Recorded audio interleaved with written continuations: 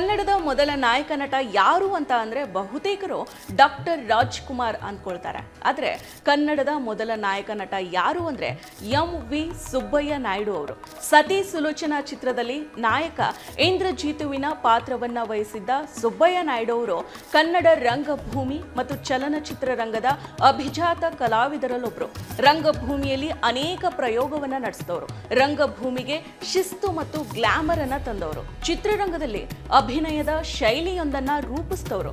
ಅವರು ಪುರಾಣ ಪಾತ್ರಗಳ ಅಭಿನಯಕ್ಕೆ ನೀಡಿದ ಹೊಸ ಬಗೆಯ ಶೈಲಿಯು ಮುಂದೆ ಅನೇಕ ನಟರ ಮೇಲೆ ಪ್ರಭಾವ ಬೀರ್ತು ಅಂತ ಹೇಳಲಾಗುತ್ತೆ. ಗುಬ್ಬಿ ವೀರಣ್ಣ ಅವರು ತಯಾರಿಸಿದ ಹಿಸ್ ಲವ್ ಅಫೇರ್ ಮೂಕಿ ಚಿತ್ರದಲ್ಲಿ ಪಾತ್ರವಹಿಸಿದ್ದ ಸುಬ್ಬಯ್ಯ ನಾಯ್ಡು ಅವರು ಸತಿ ಸುಲೋಚನಾ ಚಿತ್ರಕ್ಕೆ ಆಯ್ಕೆಯಾದರು. ಕನ್ನಡ ಚಿತ್ರರಂಗದ ಮೊದಲ ನಾಯಕ ನಟ ಅಂತ ದಾಖಲೆಯನ್ನ ನಿರ್ಮಾಣ ಮಾಡಿದ್ರು. ಇದೇ ಚಿತ್ರದಲ್ಲೇ ಮಂಡೋದರಿಯ ಪಾತ್ರವನ್ನ ನಿರ್ವಹಣೆ ಮಾಡಿದ ಪ್ರತಿಭಾವಂತ ನಟಿ ಲಕ್ಷ್ಮೀಬಾಯಿ ಅವರನ್ನ ನಾಯ್ಡು ಅವರು ಮದುವೆ ಆದರು.